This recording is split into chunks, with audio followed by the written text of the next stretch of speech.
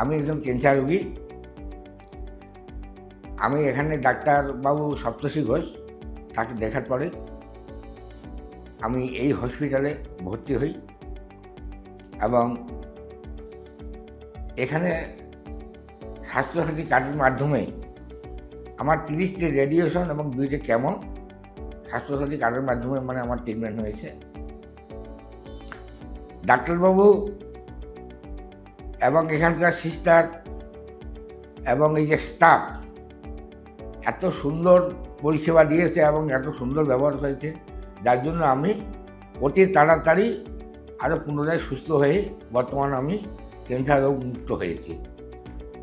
আশা করি এই হসপিটাল আরও উন্নত হবে এবং সকলকেই সুন্দরভাবে পরিষেবা দেবে। আমি যেমন সুস্থ হয়েছি, সকলকে যাতে সুস্থ করতে পারে এইটুকু আমি কামনা করি।